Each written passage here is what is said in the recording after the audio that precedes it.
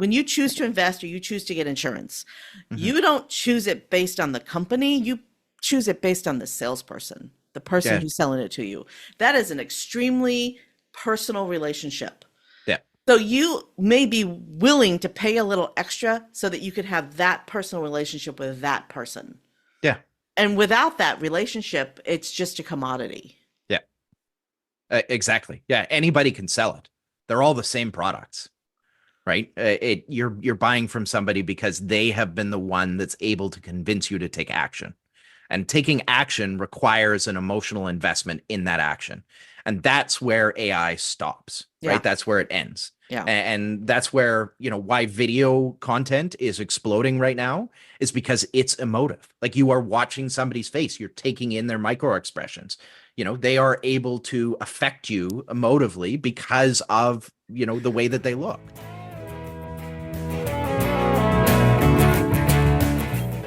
Welcome to Gratitude Geek. I'm Kandas Rodarte, and this week I'm joined by the author of Marketing Motivation Workbook for Financial Advisors, Warren Miles Pickup. It is Pickup, right? That you got it. You got it. It's a strange one, isn't it? Is it French? No, it's English. My grandfather, when he came over from the UK, his mom's last name was Miles, dad's last name was Pickup. His first name was Herbert. He hated his first name. And so he went by Miles Pickup, and it became our hyphenated last name. So there's 8 of us in the world. I love it. Mm-hmm. I love it. Excellent. Yeah. The other thing I love is a narrow niche, and I love that you wrote a book for financial advisors about marketing. Yeah. Apparently, you left your career, a very successful career in finance, and you started your marketing agencies. So I'm assuming that's where this idea for this book came from. So tell us the story. Yeah. So I spent 17 years in finance, worked with a little over 3,000 financial advisors, kind of as a consultant for them. So I was a wholesaler for a mutual fund company, but I tried to do a lot more than just push product out to advisors. I was really focused on doing practice management advice and portfolio construction and financial planning concepts, those sorts of things. And so I got to see all of the good, the bad, the ugly amongst all of the different advisors that I worked with, whether they're running $1 million worth of assets or whether they had $1 billion worth of assets. And so I essentially took all of that information, drilled it down into some of the core concepts that you can do, the actions that you can take on a daily basis, and I put it into a book. As a part of that then led me to my next career, which is now I have Marketing Motivators, which is a marketing agency. I work with coaches, consultants, advisors to help them to grow their businesses. But I also own a graphic design business called Pixel True, a copywriting business that helps people to write articles and those sorts of things called Pixel Copy, and a self-publishing agency called Pixel Publishing, which helps coaches and consultants to publish their books.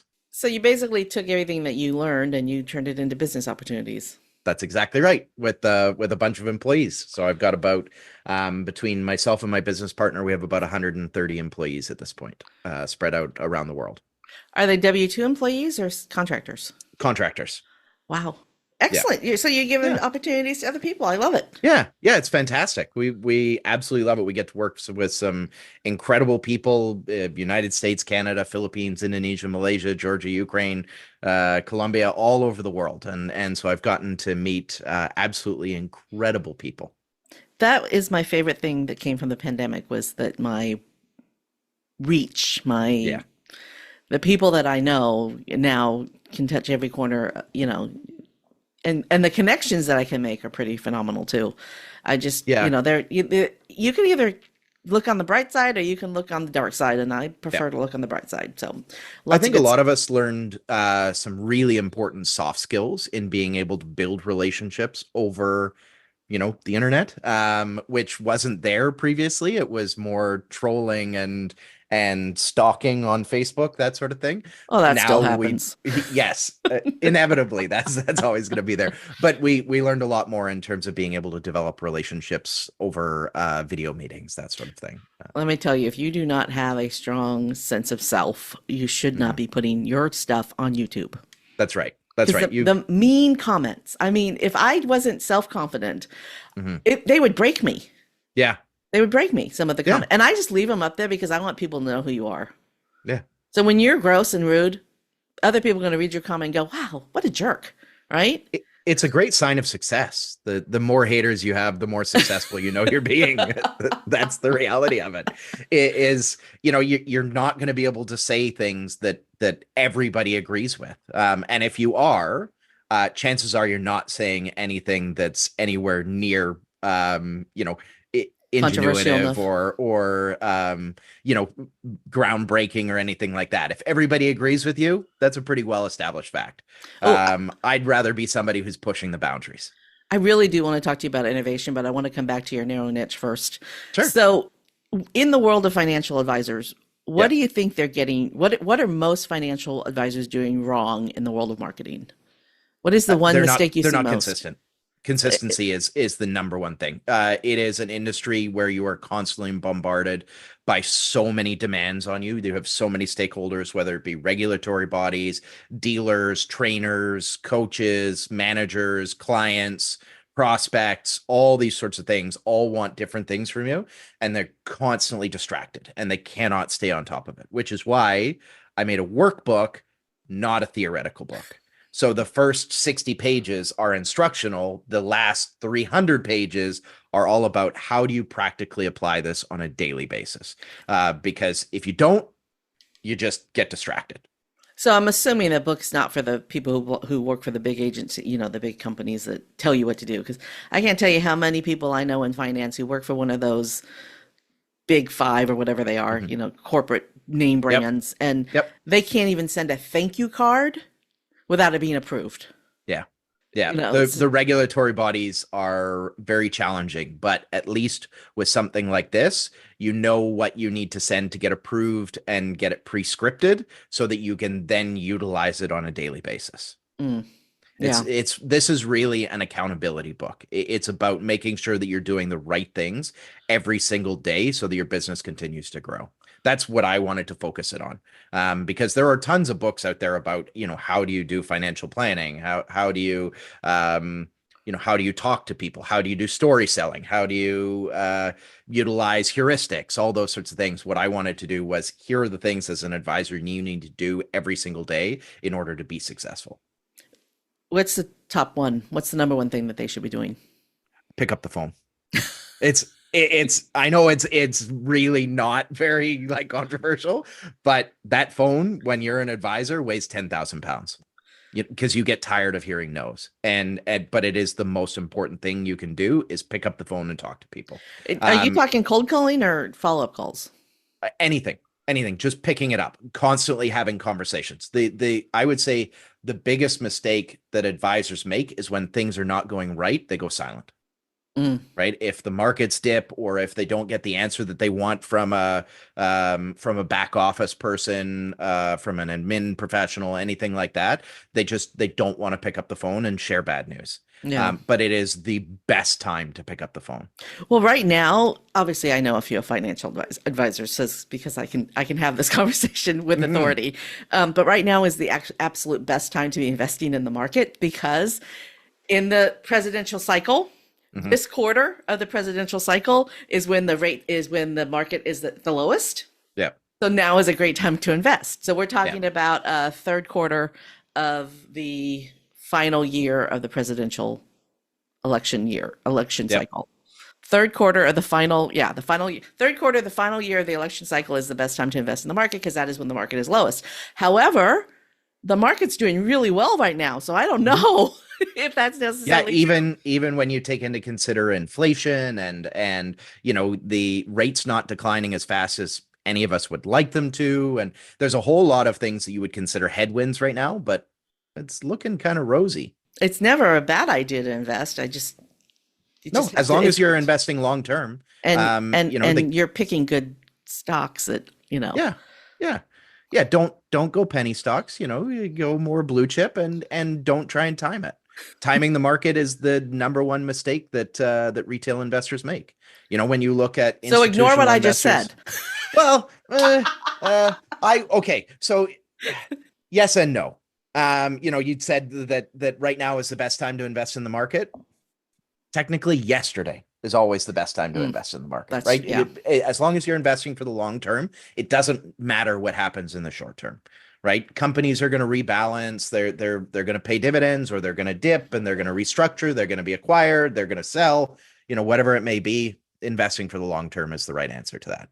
So the best day to invest was yesterday. Okay. Yeah. I like that quote. So, okay. Okay.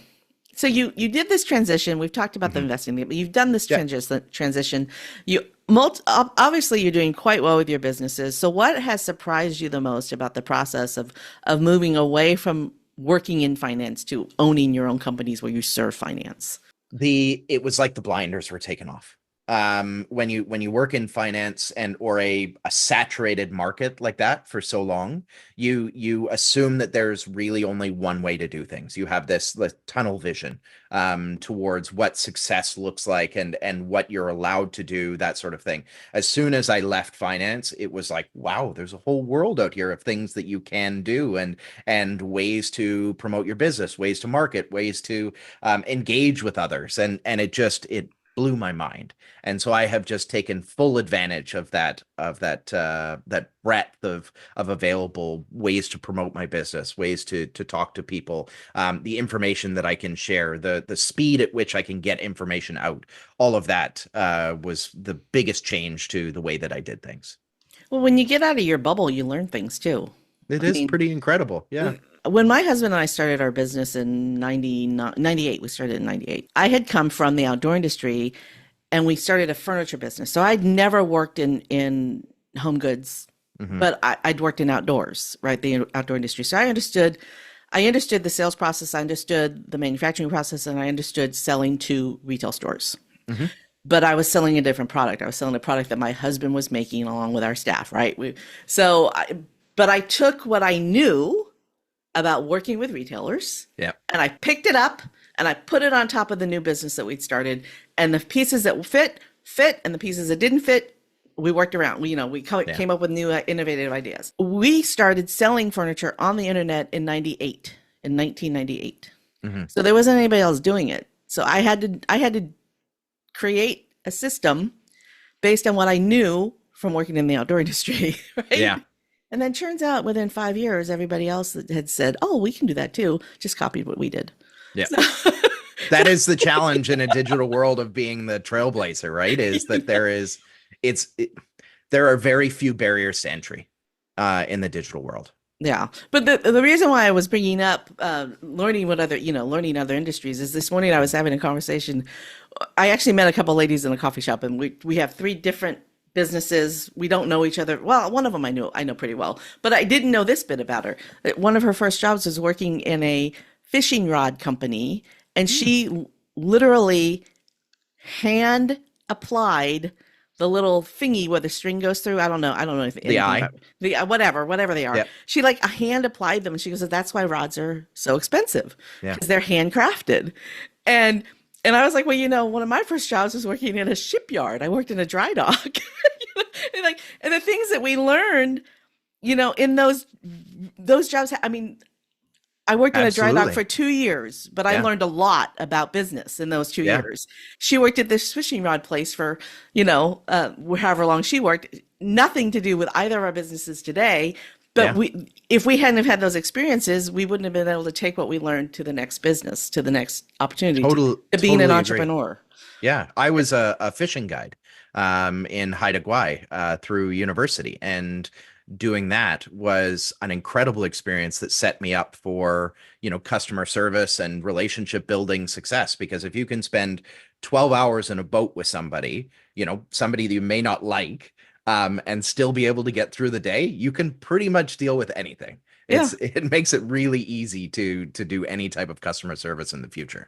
Yeah. Well, if you can work in an environment where there are whatever they're called, Navy men, Navy people, and Rainbow Warrior people on the same platform at the same time, and they don't fight with each other, then you can work in any environment. Yeah. And you can't get any farther apart than the Rainbow Warrior crew and a Navy ship crew, right? You cannot get any further apart in values and all that than those two. But nothing bad ever happened while they were both in dry dock at the same time. Yeah. In 1992 or whatever that is, right? Yeah. When things were a little more controversial. Yeah. Yeah, Yeah. exactly. I mean, and the Rainbow Warrior, if you guys don't know what the Rainbow Warrior it was the Greenpeace ship, their ship that they did all their Greenpeace stuff with that actually it doesn't exist anymore because it was blown Hmm. up. Yeah.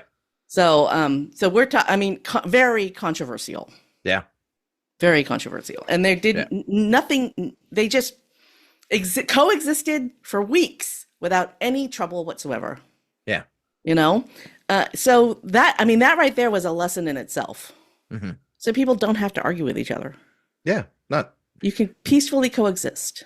they don't have to. I mean, it makes good news when they do, Yes. you know? And I guess it's a little fun for some of them to hide behind a screen name on the internet because, man, Yes.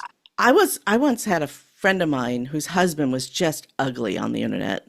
And I'm like, why is he so rude? And she said, he's not like that in real life. And I'm like, well, Mhm. then why is he like that on the internet? It's You all know? pent up on the inside and he's able to release it. And yeah, Yeah. That just, okay, so let's talk about innovation. Moving on. sure. Yep. Innovation. Yep. You are an innovator, and innovation is important to you. So talk about that.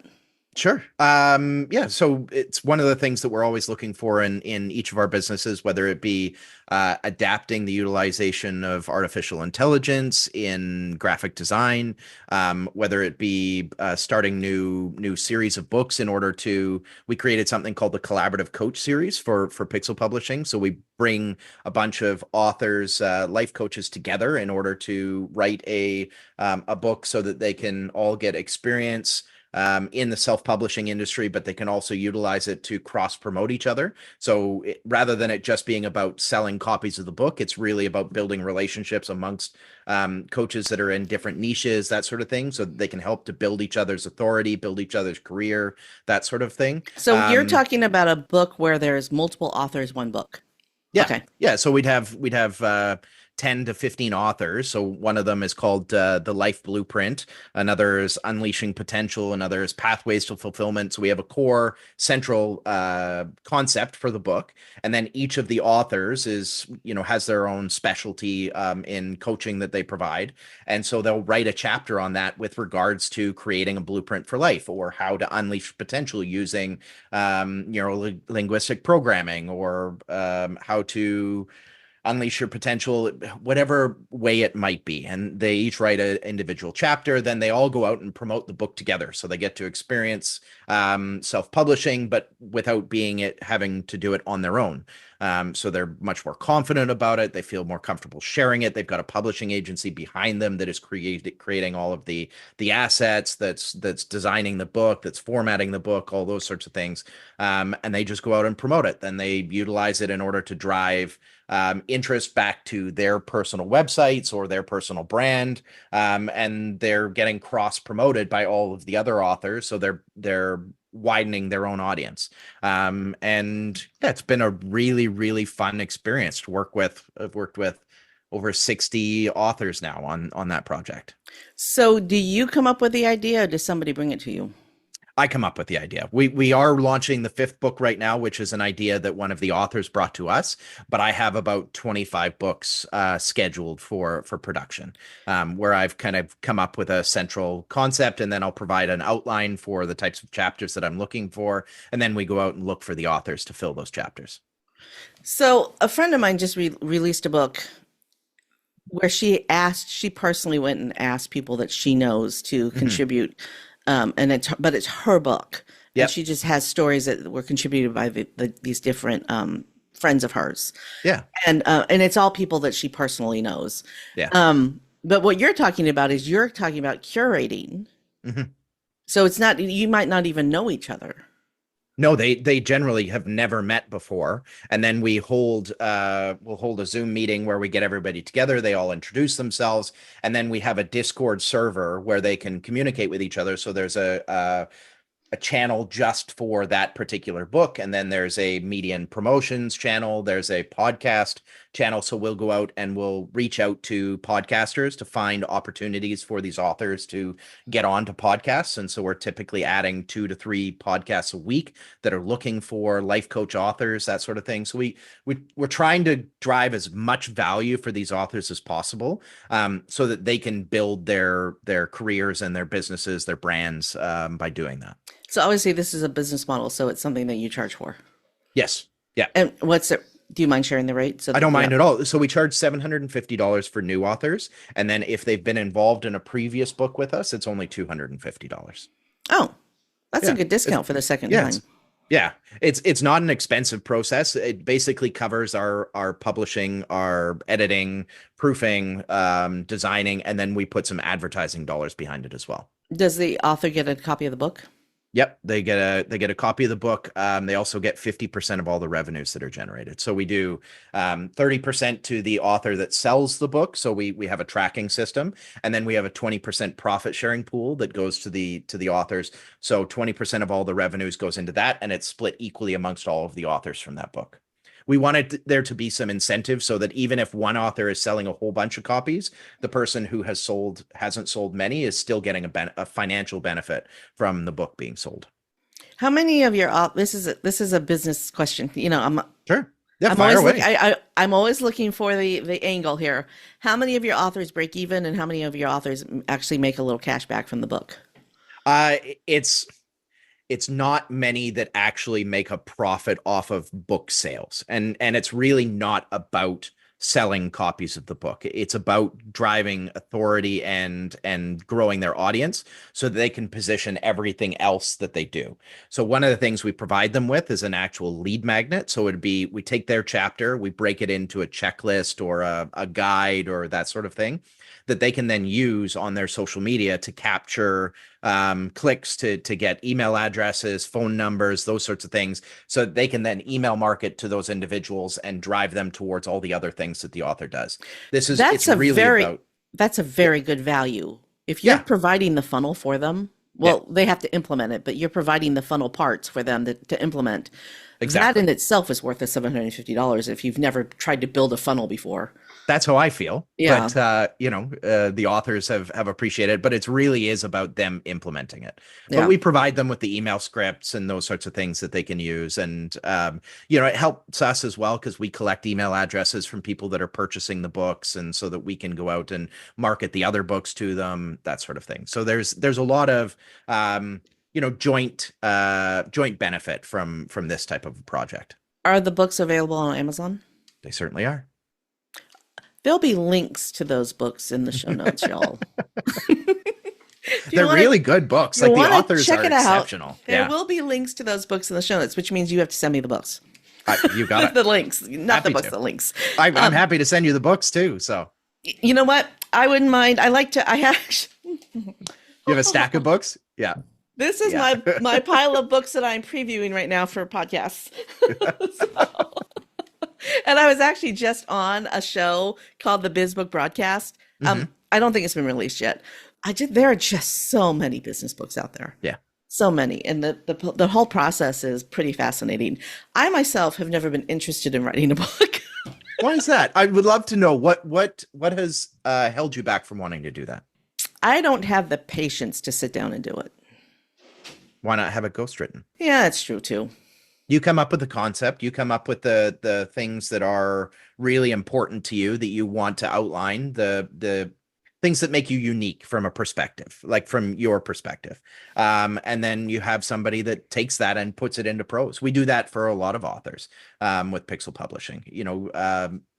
High powered executives that want to write a book, they want to grow their authority, they want to get onto speaking circuits, that sort of thing, but they don't want to sit and write 40,000 words. So we do an interview based style of ghostwriting where we'll sit with them on a weekly basis and review each chapter to go through and say, okay, what stories do you want to use? What's particular in your belief around this concept that's unique, and that sort of thing. Then a writer takes it, puts it into prose, they review it, edit it, then it goes to our editor to tear apart, and then we publish it.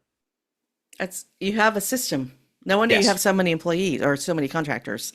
Yeah. Got to use the right language in the United States. Yeah, contractors. Yeah. Yeah. Yeah. You're in Canada. I'm in the US. Got to use the right language. That's right. Yeah. Because there is a difference. Yes.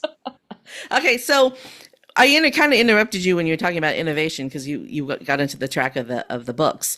What other ideas I mean, because marketing, I mean, even though your niche was financial advisors, marketing, the ideas that you have go beyond your niche. Oh yeah, That's what people are afraid of having a niche because they think, well, I just want to do business with financial advisors. Just because you have a niche doesn't mean that's the only thing you're going to do. Like that's our exactly niche right. when in our furniture business is that we made king size beds for antique furniture collectors. Mhm. Did we only make beds? And we didn't make antique beds. We made reproduction beds. We made reproduction beds for antique furniture collectors Yeah. because beds are hard to come by. Mhm. Antique beds are hard to come by, especially king size. So that was a Yeah. really good niche for us. And so our clients were collectors. Did we only make beds? No, but that was our niche, Yeah. right? So people are afraid to have a niche. Do you want to talk about that?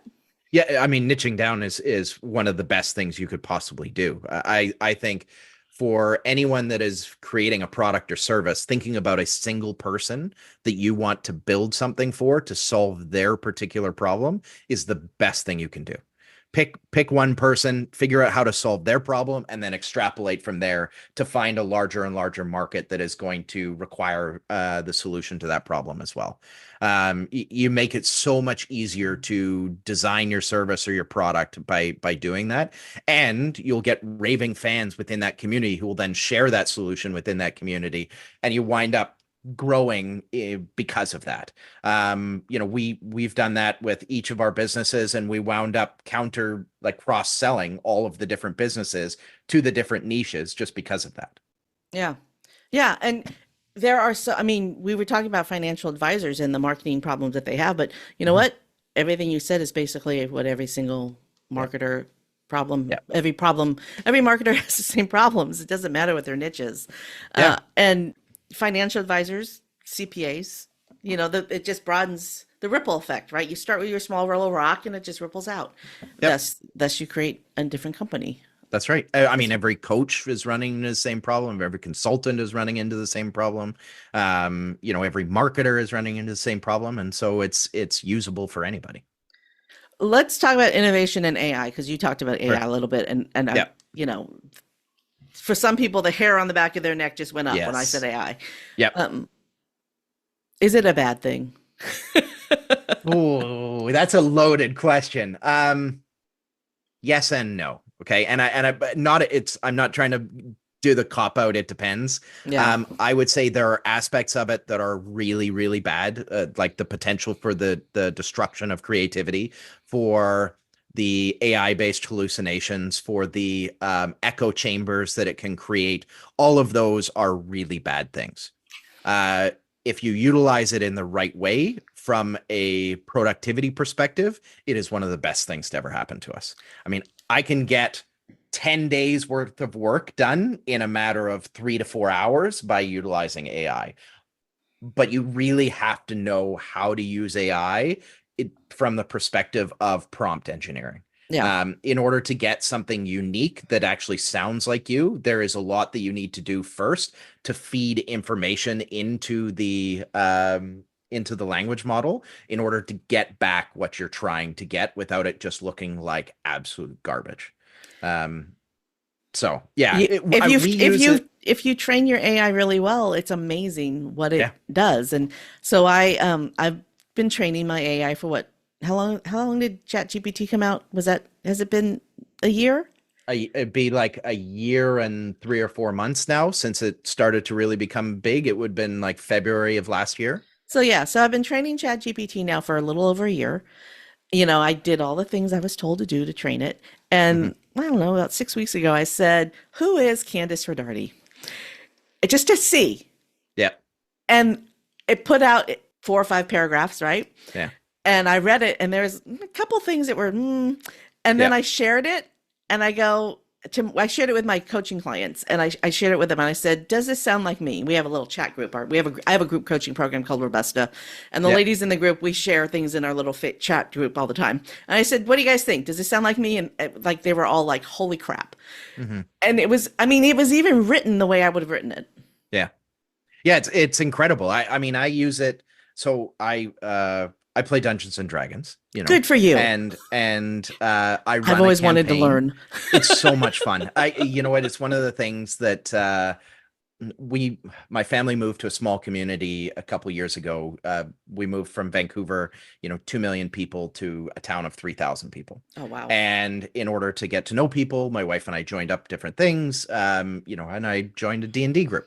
And so I wound up running a campaign, and I have used ChatGPT to help me with all of it from an ideation perspective. So I'll, put in, I need to come up with a whole bunch of different potential encounters for this particular session, and it'll come up with 5 or 6 encounters, and then I dive deeper and I dive deeper and I dive deeper, and by training it so much, I can get this beautiful prose that I can then read during a campaign. At the same time, I use it for writing an email or a message. I was looking for somebody to do book talk promotions this morning. And so I had it write a message that I'm sending out to all these people on TikTok, to do book promotions and that sort of thing. So I was able to accomplish, something that would have taken me an hour and a half to create in 3 minutes, and then just mass send out messages to do this advertising campaign.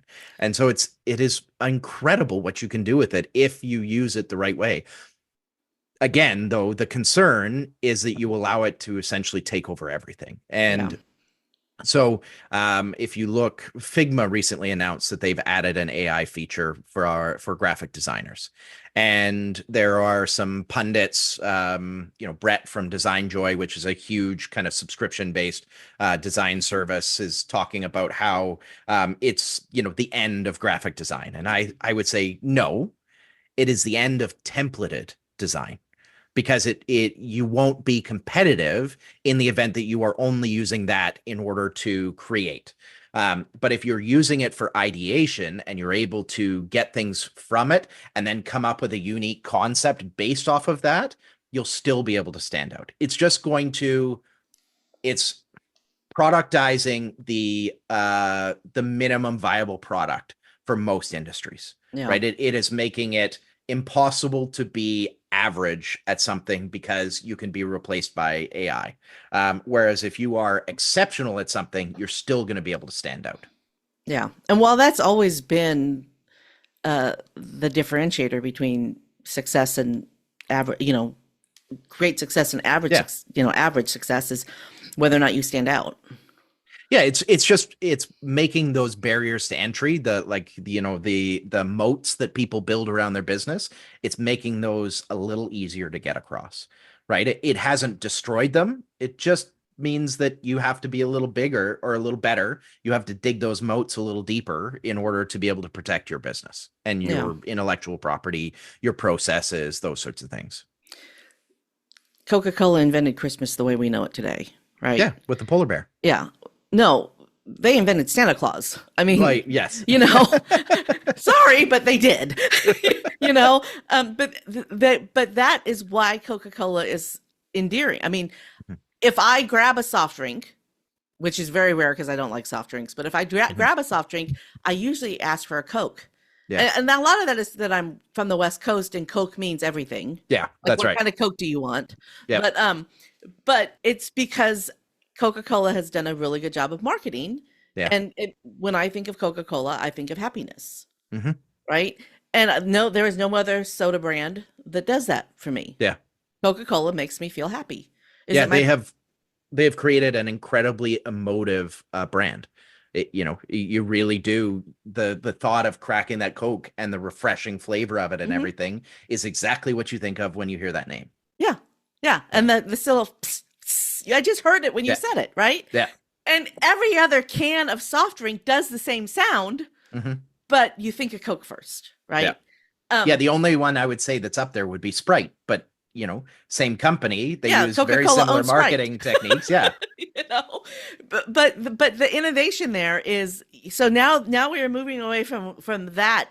You still, even with AI assistance, you still have to generate that emotion if you want to be the one that stands out. Yeah. And that's the biggest challenge. So there's an incredible book by a guy named Jeff Colvin called Humans Are Underrated. And so he writes about the future of the workplace. This is before AI came storming on the scene. But it's still pertinent to today, and he writes about the future of work with technology and how it's going to change things. And he writes that the only thing that robots or artificial intelligence, however you want to look at it, won't be able to do is they're not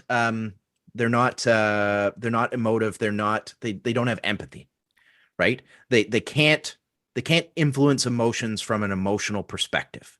They can kind of write to it now, but they're not able to really understand that empathy that exists within us to alter the decision-making process. So the argument that he made in this book is that professions like financial advisor and psychologist and therapist, these are roles that require person-to-person interaction, because the decisions you're making don't necessarily appear in your best interest at the time that you're making them. And it requires an emotional understanding of why you make decisions in order to be able to influence those decisions, right? Buying insurance or buying an investment is inherently taking away from the desire for immediate gratification, because I am deferring that gratification to retirement or to when I die or to whatever it may be. And so that naturally to me seems like it's not in my best interest. But another human sitting across from me is able to explain and give me the emotions by sitting down and saying, and this is an awful thing that I've actually seen advisors do. They turn to the female sitting at the table and they point at the husband and they go, bang, he's dead. What do you do? Right. And it just this rush of emotions that come up like, oh my gosh, he's gone. What do I do now? Right. It's a terrible sales technique, but it's emotive. It causes you to then go through all those emotions and make a decision that seems contrary to what's your own best interest. The guy, when we had our furniture shop, a guy came in to sell us his water filtration system for the shop, and I had a water filter already set up, and he gets a cup of water out of it and he sticks his finger in it and he hands it to me to drink after he put his finger in it. I'm like, gross. But it was the same thing. You got a guttural reaction out of me. But I want to go back to because you're talking about insurance agents and financial advisors. Sure. When you choose when you choose to invest or you choose to get insurance, you don't choose it based on the company. You choose it based on the salesperson, the person who's selling it to you. That is an extremely personal relationship. Yeah. So you may be willing to pay a little extra so that you could have that personal relationship with that person. Yeah. And without that relationship, it's just a commodity. Yeah. Exactly. Yeah. Anybody can sell it. They're all the same products, right? You're buying from somebody because they have been the one that's able to convince you to take action. And taking action requires an emotional investment in that action. And that's where AI stops, right? That's where it ends. Yeah. And that's where, why video content is exploding right now is because it's emotive. Like you are watching somebody's face, you're taking in their micro expressions. They are able to affect you emotively because of, the way that they look. Yeah. Yeah. Oh, my husband and I, we haven't done very many of them, but we were trying to do these taste test videos. Sure. And they're really popular because of the way that we interact with each other when we're taste testing. They're getting to know us while we're being brutally honest about things that we don't like. Yeah. People want to see the emotions. They want to feel it. We crave that interaction and that emotional resonance now. Mm-hmm. Yeah. And if you can connect emotionally, which is why there are so many podcast people out there who say your podcast would do better if you don't have guests. And I'm like, but I don't want to talk to myself. Mm-hmm. I want to have a conversation with somebody. I think the listeners are listening in to eavesdrop on the conversation. Yeah. Right. So they want the snippets. They want the funny little bits where people are laughing, and they want to feel the emotions that's going on in that conversation. Yeah. So episode 229, I actually talked about something that I wasn't really comfortable sharing with the world, because there are going to be people who hear that episode and they're going to be like, Kandas, you're talking about me. But I was like, because I almost didn't release it. It released in early July. I almost did not release it I finally just said, you know what? I'm just going to make a couple phone calls and say, hey, I kind of talked about something on my show and it's going to sound familiar to you. Just know that I love you. Mhm. I didn't call anybody out. Yeah. Again, my thinking is people are eavesdropping on this conversation, and Yeah. that that is the kind of show that I want to produce. So why Pe- would I not yeah. release something that is the ultimate in eavesdropping, right? Agreed. And you know what? People want to be given permission to feel something. If you think about sitcoms or TV shows or anything, there's a reason there's a laugh track, right? It is because we have been taught to kind of withhold and restrain emotions, whether it be laughter or sadness or anything like that. You know, you have that soundtrack there because it is giving you permission to then, feel something about what's going on. If it's just you talking, as a talking head, they don't necessarily have the permission that's going on in the background to feel that something's funny or to feel the emotions of something. Whereas when you've got a conversation between two different people, and you're laughing at a comment that I'm making, they're more likely to laugh along with it because they've Yeah. been given permission. But sometimes that is not genuine. Like Yeah. there's a viral video going around right now of a politician making a statement that is just vile. It is beyond vile. And in Wait, the is video, that something new? I've thought that was a daily occurrence. oh yeah, At but this point. this Yeah. one is particularly insanely vile, right? And behind him, so it's a male politician, and behind him it's a bunch of women. Okay. And the women are looking really uncomfortable while he's talking. Mhm. But then off camera, people started to clap and cheer. And Mhm. very slowly, the women started clapping too. Even though I know not a single one of them agreed with what he had just said. Yeah. Yeah. Social proof and mob mentality. Those are heuristics. Those are shortcuts in our brain that can be manipulated to make us take action. Yeah. Right. So sometimes Um, it's sleazy. yeah. I mean, just gross.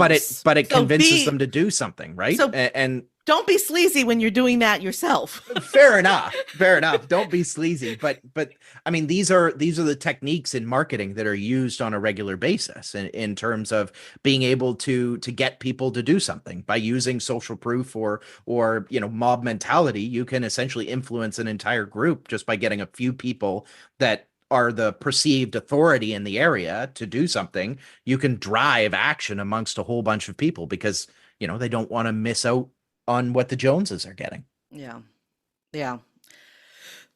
Just be careful with it. And Yes. maybe now that we've talked about it, people in the audience will pay attention and be more cognizant of when the it's biases that they have. And when it's genuine. Am I Yeah. feeling this emotion because I really truly feel it, or am I feeling this emotion because I was manipulated to feel that way by the ad I'm watching? Or I mean, I'm raising my hand right now. I cry at commercials. Yeah. Yeah. Really good ones. Yeah. There have been some commercials where by the end of that 60-second or 45-second commercial, I got tears running down my face. Yeah. Yeah, Were my emotions manipulated? Yeah, they Yep. sure were. Did I like it? 100%. I sure did. And that is one of the things. I mean, we do like being manipulated, Yeah. right? There's a reason we jump onto roller coasters and that kind of stuff. We enjoy pushing the limits of those emotions, and so we allow whether it be websites or books or podcasts or YouTube videos or whatever to play with our emotions because we want that feeling. And so, that's a big part of innovation and everything is figuring out ways to be able to hit that mark for people and drive them towards something that is going to be in their best interest to take action on. I'm a huge advocate for only doing that when you know that you are acting in somebody's best interest. I'm a big value first person. I believe in giving other people value before I receive value, because I know that the laws of reciprocation. I'm going to receive something back. Yep. But if I can always drive more value for somebody else out of every interaction than I have received, I will feel good about what I'm doing every single day. And I'll be able to stand up on my soapbox and yell about it without any hesitancy. Let's talk about that law of reciprocity for a second, because Sure. it's really important for people to understand that the law of reciprocity is that if you give, you will receive. Not if I give something to Warren, he's going to give something back to me. If I give Warren a platform, Yep. talk about his businesses. Warren's going to do something, and somebody Yep. else is going to do something, and somebody else is going to do something, and eventually something really groovy will happen for me. But Yeah. it's not going to be Warren who does it. That's not the It law of may reciprocity. or may not be, right? I am likely to go and share this across all of my social media and all of that sort of thing, which then drives viewers and all those sorts of things. But I'm also likely to tell somebody else about it, who may tell somebody else that says, "Hey, I want to sponsor that podcast." Yeah. So the Right? law of reciprocity isn't tit for tat. No. It's give, give, give, receive, receive, receive. Yeah. They don't necessarily match up, and sometimes it takes years, right? You put enough good energy into the universe and you're going to receive it back. Exactly. Just because people want to be surrounded by that. That's my experience. If I speak passionately about topics that I really care about, and I am constantly giving value to those people that surround me, I am going to attract like-minded people that want to be around that, want to drive value for me, and I'm going to benefit from that. Exactly. And nobody wants to be around a taker. No, they suck. Yeah. They literally suck all of your energy out of you. Yeah, they do. Because they're just, yeah, they suck. That's the word. I want to spend a couple more minutes on this topic of AI, just because Sure. it's a conversation that happens a lot in my house. Yeah. I have thoroughly embraced AI, but I am not an artist, right? I use AI to do my show notes. I mean, I have an AI program transcribe my episodes, and then I run that transcription through ChatGPT, and I extract things from it. Yep. And, I narrow it down to help me come up with a title, help me do my timestamps. I mean, without AI, I would not be able to do this podcast by myself, right? Yeah. Because I produce it, I edit it, all of it myself, right? Yeah. My husband and my daughter are both artists. My husband is a painter, Yep. and my daughter is a digital artist. She's not a graphic designer, two different things. She's a digital artist. She's an artist who produces original artwork using a digital medium, right? Yeah. And they both just cannot stand AI. So we have, we butt heads all the time. It really bothers them that I use AI as much as I do. Talk about that. I just threw that one at you. What perspective should I take on this? I would say yes. Okay, I agree with them to an extent. I can appreciate how an artist would look at this as the removal and the threat to human creativity and the way that we use art, not only to express ourselves but also to buck against oppression and to be able to utilize it for making social commentary above and beyond just, hey, I'm producing something that's worth money, right? Yeah. It's about the message behind what they are creating rather than just about creating something that is a commercial product. Yeah. AI is a commercial product. It is meant for commercial producers. It is not meant to be utilized for, the social commentary and revolutionary type concepts. You can certainly use it for the ideation behind that, but it is really not meant to replace those types of individuals. Again, the art of, whether it be Picasso or Monet or any type of Renaissance type painter or anything like that. Yeah. Gotta name your favorite. Yeah, those are meant to elicit something. They're meant to make you feel something. You're not going to get that out of AI. AI is a placeholder for, when you want to create something quickly without a whole lot of that depth and emotion behind it. Yeah. So I don't think that it is as much of a threat to creatives as they think it is, unless they are trying to combine their creative passion with commercialization. That's where it becomes a challenge, because the commercialization aspect of it will completely swamp them. Yeah. Right? If you want to create for passion, you typically aren't on the path of commercial success anyways. They tend to separate. There's a reason that most really good painters don't have very valuable paintings until they are gone. Right? It takes us a couple generations. Unless they have a sponsor. Unless they have a sponsor that is, driving that out there and collecting it. I Yeah. don't, does that happen anymore the way it did back, 200 years ago when artists Oh had yeah. that patron, Yeah. I hope so because there are some artists that need to be able to do the work that they're going to do because Yeah. today there are artists today that are producing the pieces that are going to be hanging on the walls of museums 200 years from now. Yeah. And I sure hope that they were able to live. You know, I hope they Yeah, can pay their some of them bills. will be, but the ones with the really probably obscure commentary right now, but that we will look back in 100 years and go, oh yeah, that was a really good take on neo-capitalism. Yeah, Those ones, no, they're starving.